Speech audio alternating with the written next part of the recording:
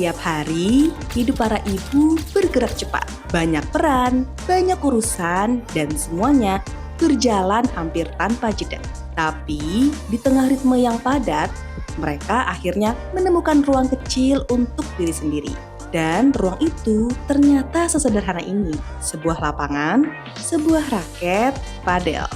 Buat sebagian orang, padel mungkin hanya olahraga baru. Tapi untuk mereka, padel menjadi cara yang menyenangkan untuk kembali bernafas, melepas penat, sambil tertawa bersama. Pertama kali aku padel itu, jadi aku selesai menyapi 2 tahun sama anak. Terus aku coba sama temenku, kebetulan sahabat-sahabatku semua main padel. Yaudah aku coba main, ternyata dari situ udah ketagihan.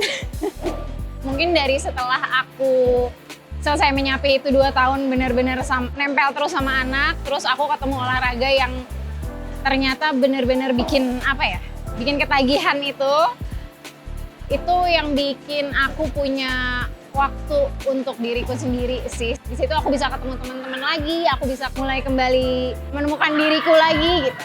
Dan alhamdulillahnya maksudnya suami juga mendukung, kayak mungkin aku lebih happy kali ya karena punya me time, terus balik ke suami dan anak juga udah recharge. Justru menurut saya padel itu seperti tali kasih. Jadi yang tadinya lama nih nggak ketemu, karena padel tuh jadi bisa ketemu. Kita bisa jadi yang satu sama lain tuh yang tadinya penuh dengan kesibukan masing-masing, tapi nyatunya pada saat padel gitu. Di lapangan ini, mereka bukan hanya ibu dari seseorang. Mereka adalah perempuan yang ingin hidup sehat, merasa ringan, dan kembali menemukan energinya. Ini adalah bentuk self-care yang tak selalu mereka sempatkan.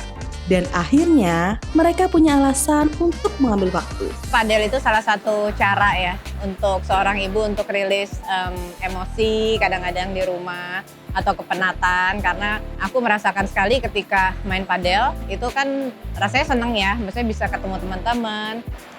Padel itu ya me time aku sekarang. Kalau fisik sih kelihatan banget dari lingkar pinggang, jadi itu udah lah ya. Kalau misalnya by mentally ya seneng juga karena pulang tuh kita udah recharge kan, abis olahraga kan bikin endorfin kita naik, jadi pulang tuh seneng, ketemu sama anak juga malah makin seneng lagi. Kalau kita seneng lakuin apa yang hidup kita day by day-nya kita happy, pasti ke anak, ke suami semuanya juga jadi happy, ketularan gitu. Karena menurut aku ibu tuh anchor dari keluarga.